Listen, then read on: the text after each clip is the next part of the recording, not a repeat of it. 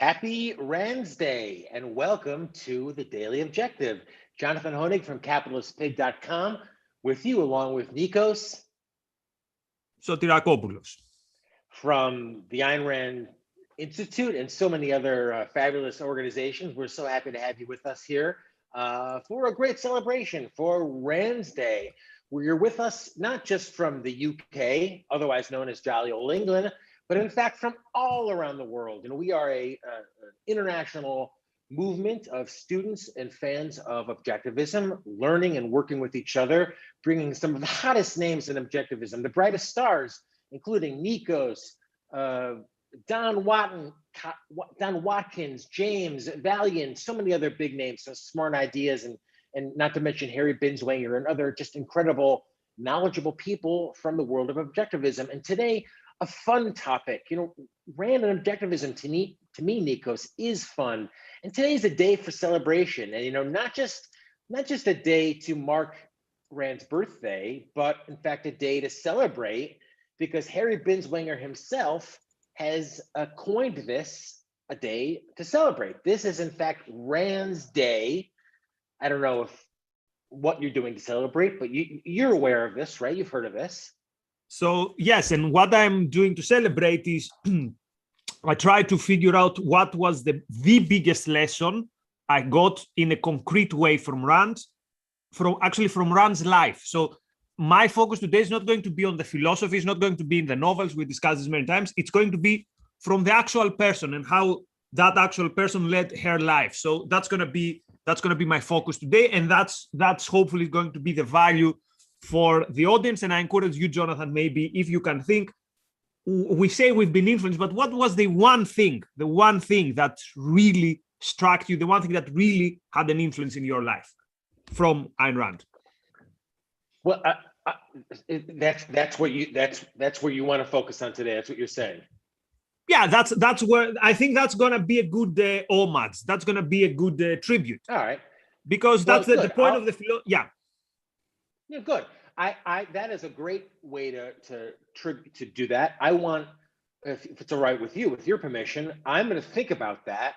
I want you to start with your feelings on that. I think that's a great way to start. Maybe we'll challenge our audience, especially our super chatters, to do that, and then we'll come back because I have some thoughts, not just on this idea of Rand's Day, but just some visual representations of some highlights from Rand's life. And of course, we'll be stopping for super chats along the way. So let's start with you and some of what you've brought to this really special day to celebrate.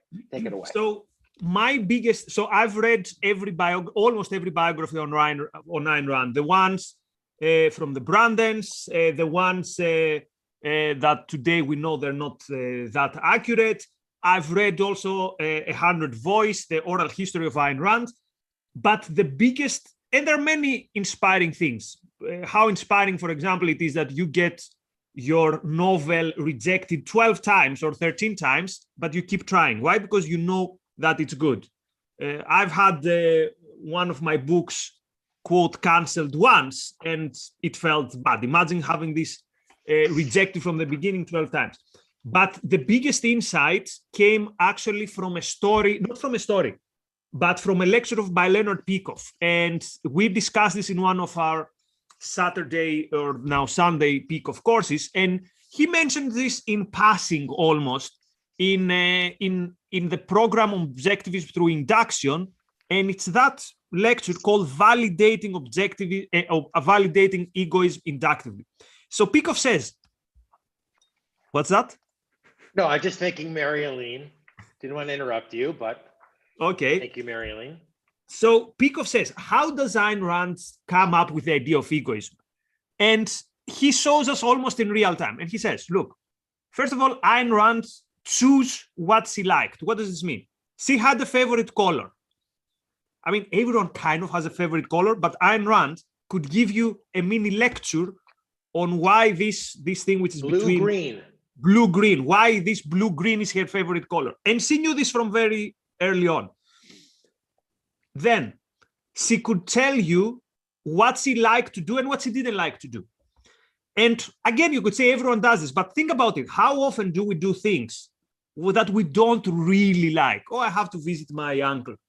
There's this guy, we went together to school. I don't really like him, but I have to go. And you do this a bit of here, you do this a bit of there, and then suddenly you do more and more things that you don't really like. But so this idea that I choose what to do, and I choose it very, very carefully. Or I remember when I was younger, till relatively old. For example, listening to music I didn't like. Why? Because everyone else liked that movie. Or watching things that I didn't really like, but it was the cool thing to do. So what a character you must have to put this to put this boundary around your choices in life, that I'm going to do things that I like, or I like only this type of books. I like, and I know why I like them. I think I've said the story. In my leftist days, I used to watch a lot of European cinema, and I didn't understand a thing. But I was told that these movies are great. I was told that you have to like these intellectual movies. So what I would do? How you do the pound symbol?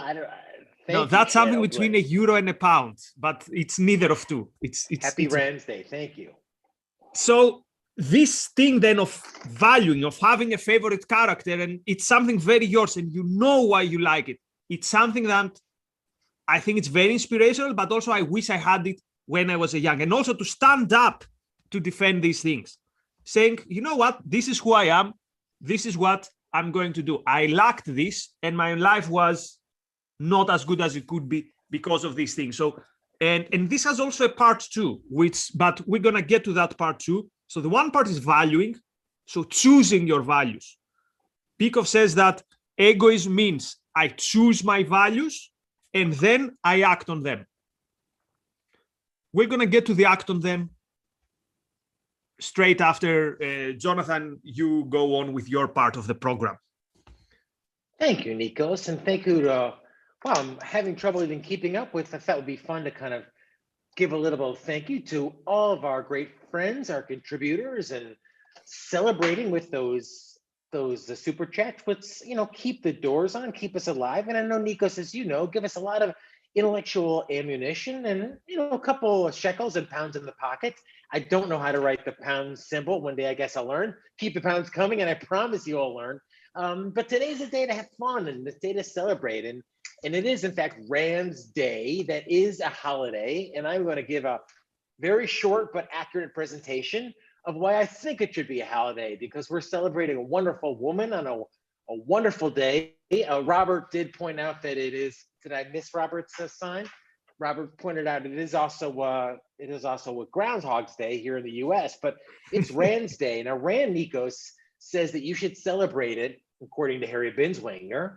He says you should celebrate it by doing something you do not done on any other day. You give yourself a present. Rand's Day is for getting yourself that longed for luxury you ordinarily wouldn't buy for yourself. It's for doing that long proposed self-pampering activity that you can't seem to fit into your chore pack schedule. So that is how he believes you should celebrate Rand's Day. So obviously a great way to do part of that is to, wait for it, support the Ayn Rand Center UK by throwing us, thank you, Allison, a couple of bucks, shekels. You're doing something for yourself. You're keeping this type of programming alive. You're supporting other students of objectivism, learning from them, and learning about this great woman who has, Nikos, as you said, I mean, how has Rand helped you? I mean, how has she not helped me? I'm like, literally, it's hard to find when you learn and embrace from Rand. You often, as you said, you want to know more and more, and you learn more and more. So, here's to her on her birthday. I mean, how could you not love this pono? Look at this little face, this beautiful little girl, this precious little girl born February 2nd, 1905. And I'll here is, and of course, all this was cribbed from the internet.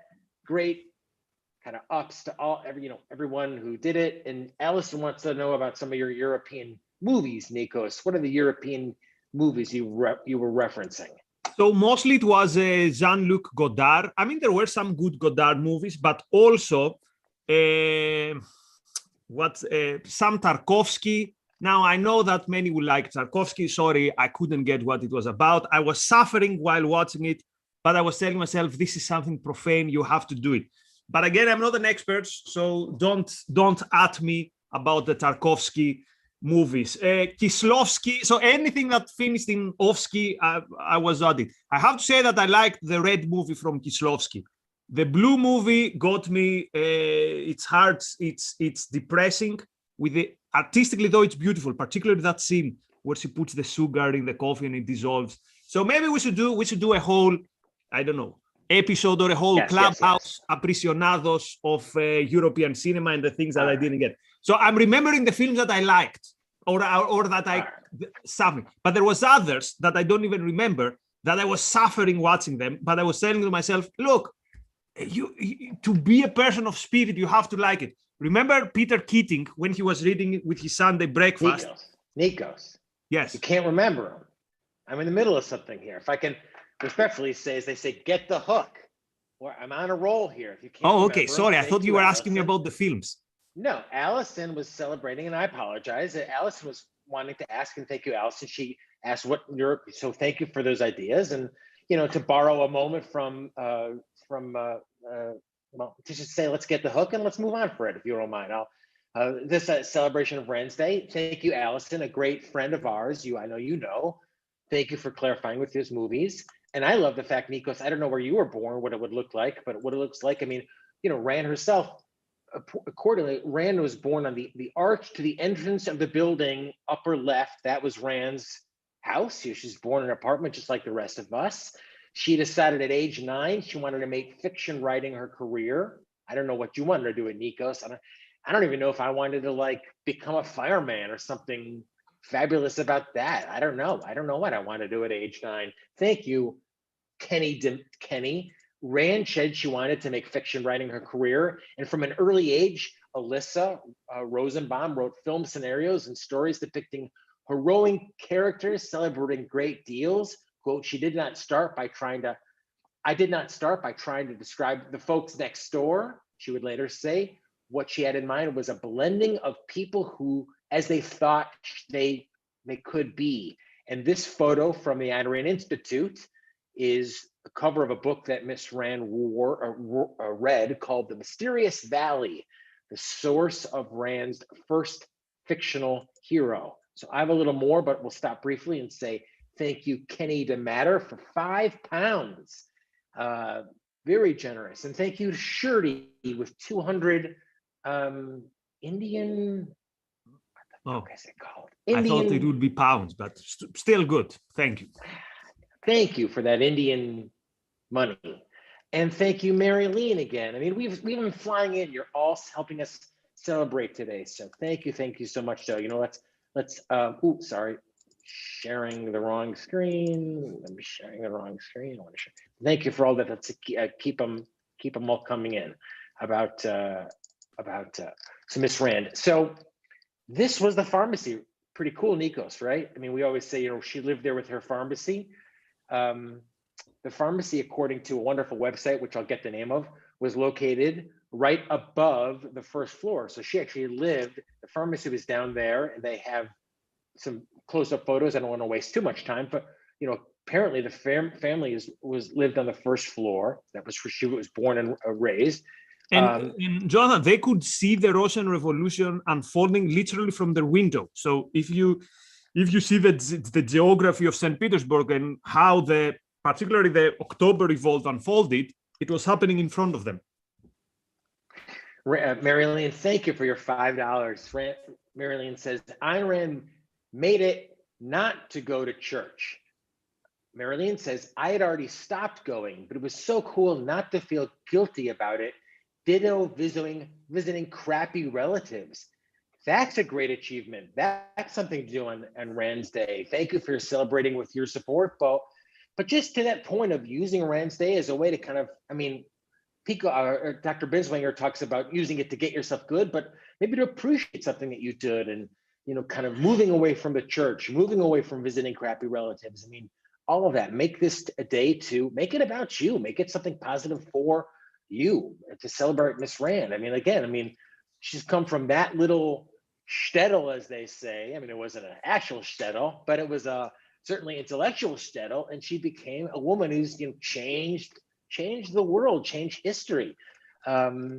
This was her as a student. She graduated in 1924 after communists took over. She studied the cinema, as we know. This was her as a very young woman. I happen to think a very attractive, inspiring young woman, still with those dark, smoky eyes. As a young person, this is all from Dr. Peikoff's collection. In 1925, when you think about it, Nikos, it was like, wasn't 100 years ago. And when you think about how the course of life can change in just 100 years, so this is her just 100 years ago.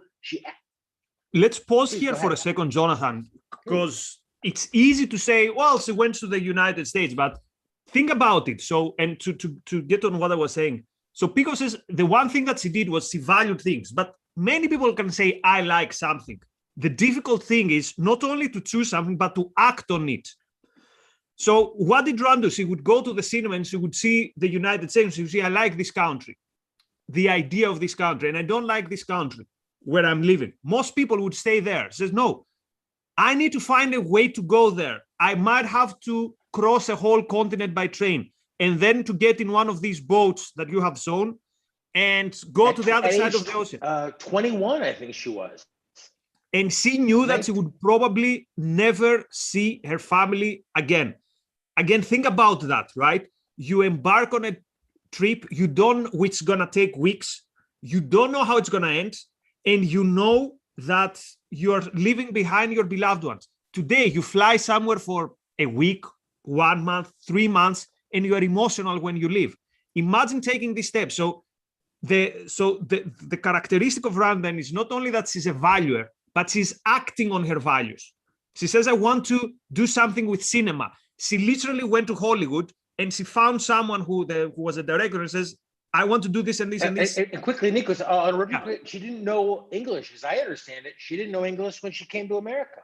Yeah, yeah. So, and again, think about it today. We hear people say, well, life has been unfair to me. And they give some very silly excuse, not something like, tragic or, and here you got someone who has to cross oceans, literally, go to a country where she can't even speak the language and becomes the most successful writer of the century, according to me and many others, and she makes it happen. Or she sees a man and she says, I like this man. So what does she do? She goes and trip him because she wants to find a reason to talk to him. As opposed to saying, love is platonic, love is difficult.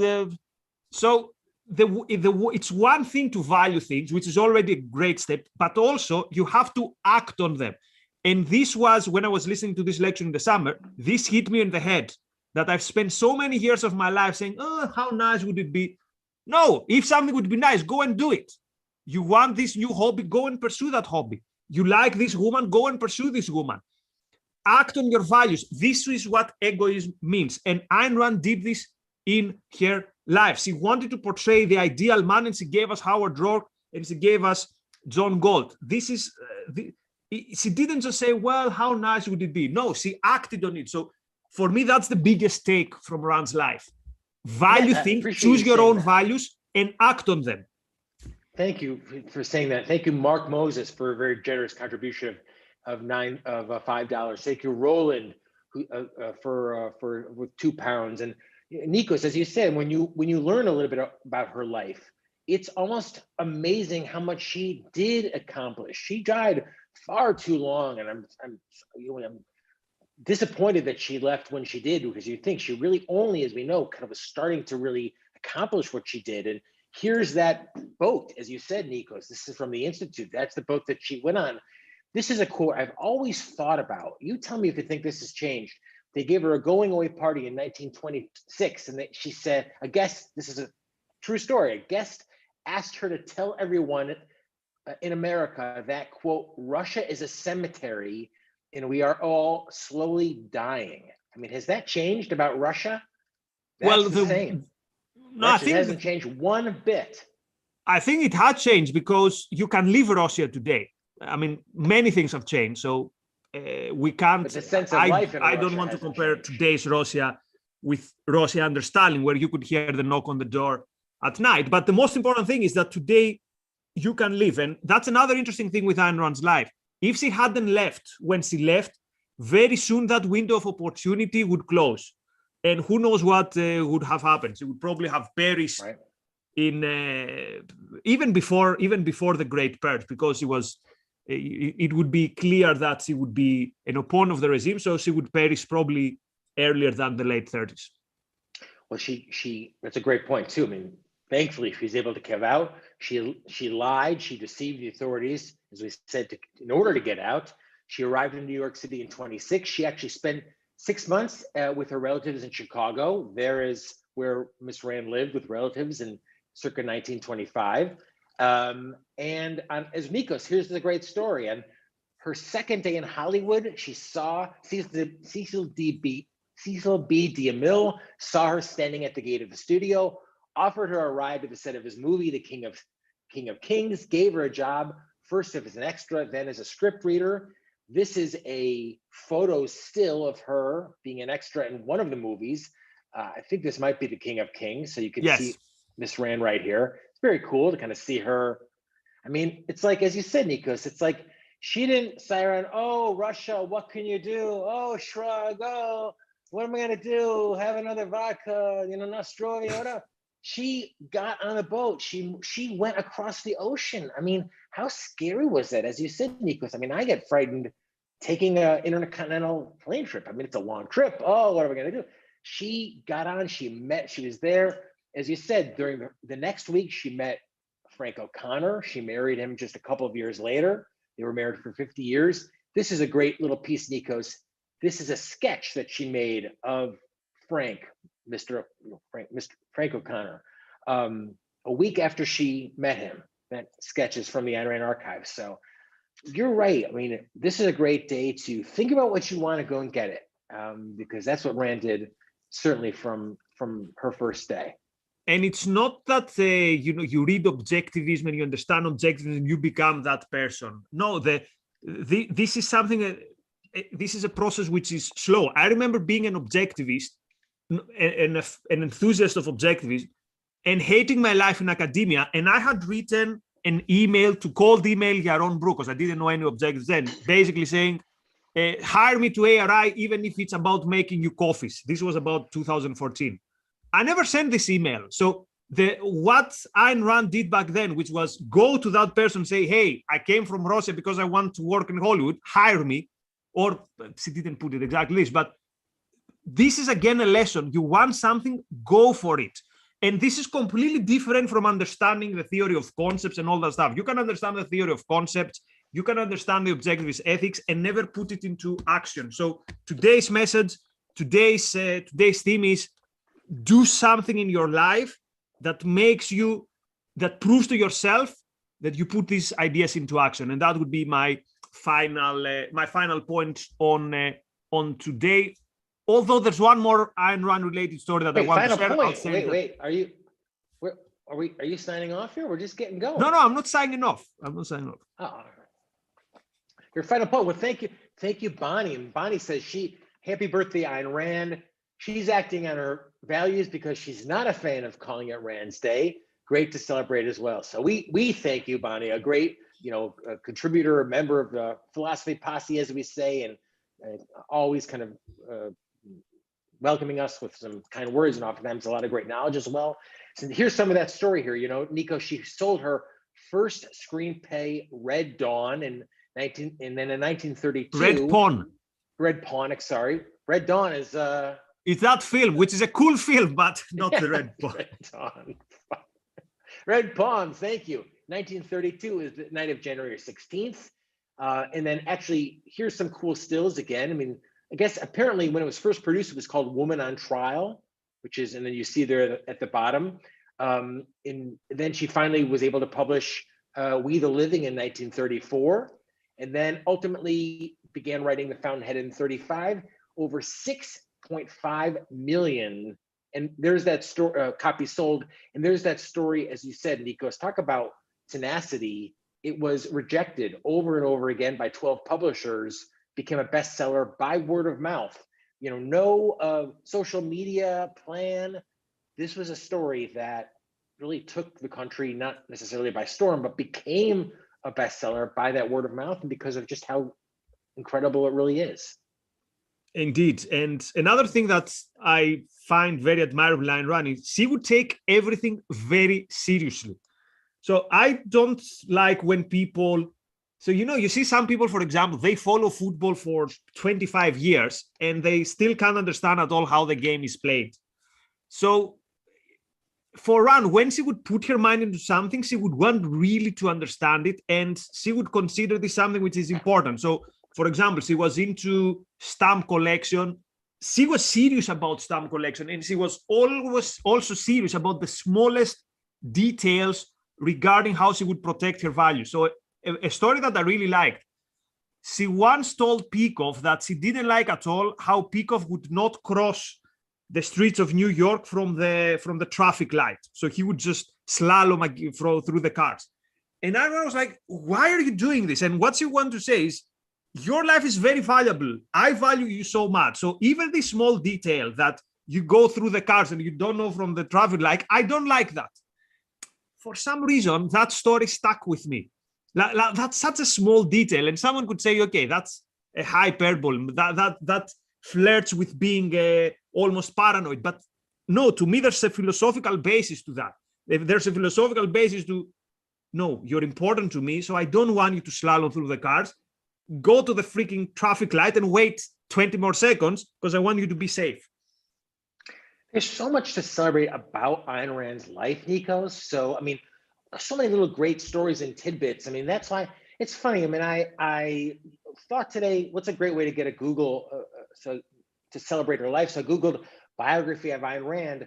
There is so much, I don't want to spend too much time on, but just disgusting mess about what's out there, just even of who Ayn Rand was. And when you actually know the story of her life, it's so inspirational. When one of the stories comes to my mind is I remember she walking with Dr. Peikoff after the publication of Atlas.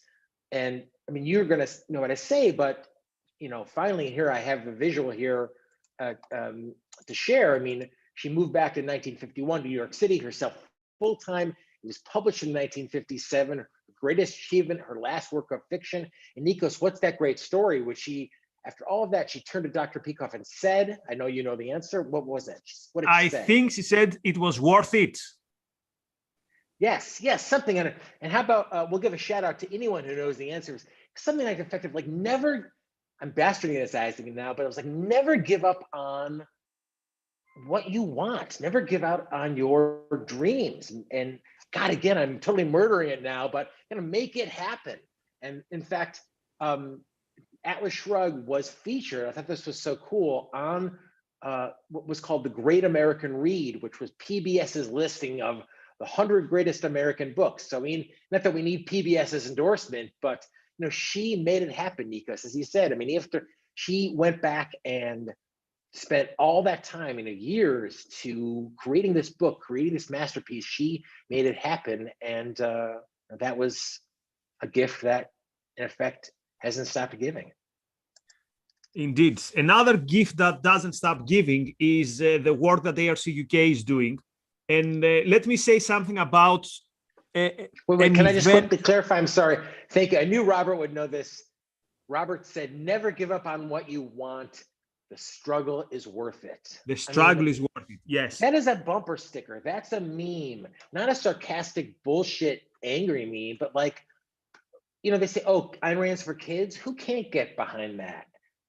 She said it off the cuff, turned to Dr. Peikoff, said, never give up on what you want most. The struggle is worth it. The struggle is worth it, indeed.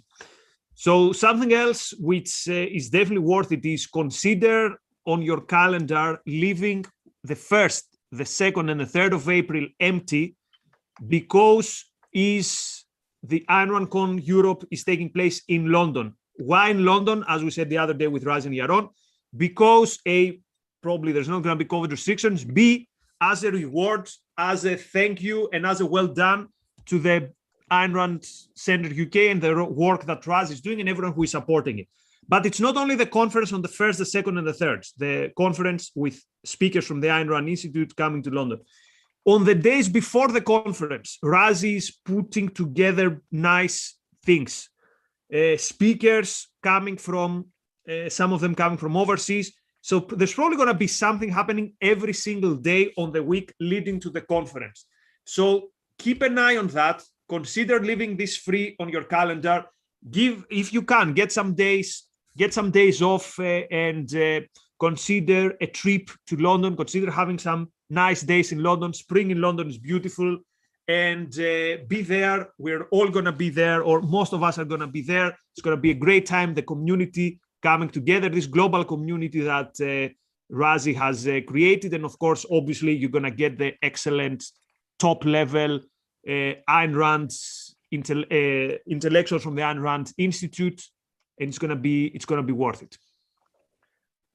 And I unfortunately, I'll just say won't be there because I'll be pursuing one of my values. Unfortunately, I have something scheduled to be in LA that exact week, but I will be coming along virtually for the ride and enjoying every moment of it, and be in Europe more and more these days. Quickly before we get, I missed Robert's super chat, so here he is. Robert said, besides Groundhog Day, a must see. It's a great day to watch the Fountainhead Love Letters, and you came along and listened to I guess Rachmaninoff's second. Okay, and there is Robert in all his glory. He also hosts a show on the Ayn Rand Center UK's channel, so check him out as well. Here's an amazing stat, Nikos. Every book by Ayn Rand published in her lifetime is still in print. Hundreds of thousands of copies are sold each year. You know, she's sold 37 million copies of her works alone, which puts her among one of the best-selling authors of all time. Of all we know, the new work that's been published, it's been published into 159 translations, 36 languages. I mean, a huge pop culture influence, as we've talked about. I mean, every leader, everyone is asked, well, what do you think of Ayn Rand? In fact, who was the athlete just recently who was accused of liking Ayn Rand? Turns out he hadn't really read probably Atlas Shrugged, but yeah, but it was like when he said, that's a good. I did like Ayn. Go ahead. I'm sorry. No, sorry. Go ahead, because I don't know much from the story. Well, the little I know, as I said, the little I know about football is what's that line from Coming to America? Is it the game where you put the oblong? I mean, who knows? I don't know anything about football, but apparently Aaron Rodgers said he liked Ayn Rand and said, "Oh my God, I can't believe Ayn Rand." He said, "Oh no, it was just a joke. It was just a joke." So she is still a philosopher. And thank you, Sam. Sam has given us £2. Happy birthday, Ayn Rand. Thank you, Sam. Thanks for being part of the Philosophy Posse, and thanks for wishing Ayn Rand a happy birthday and having her part of your life. So as we were saying, Nikos, I mean, everyone these days has to have an opinion about Ayn Rand if you're in the public world. So, you know, people say, oh, how come there's no philosophical, there's no objectivist politicians, there's no objectivist world? I mean, because of what we're doing, because of what Sam's doing, Bonnie's doing, all of our contributors are doing, Ayn Rand is such a part of the culture, and everyone has to know who she is.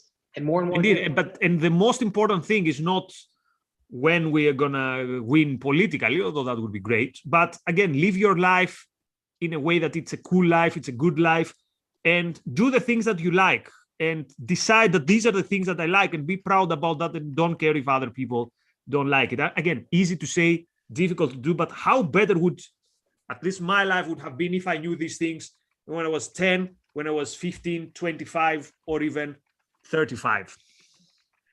And I have to just say, there's some discussion on the super chat about different elements of ways to celebrating Rand's Day or Ayn Rand's birthday. And I'll just say, maybe we don't need to call it Rand's Day, Nikos, but let's use this opportunity to bring more attention to celebrating Ayn Rand, celebrating, as you said, what you want, and think about it, all the losers, frankly, that now are celebrated. I mean, in Arizona, there's a whole day that's celebrated to what's called Matsuri, Japanese culture and heritage. I mean, I have nothing against it, but okay. In Arkansas, there's Daisy Gatson Bates Day.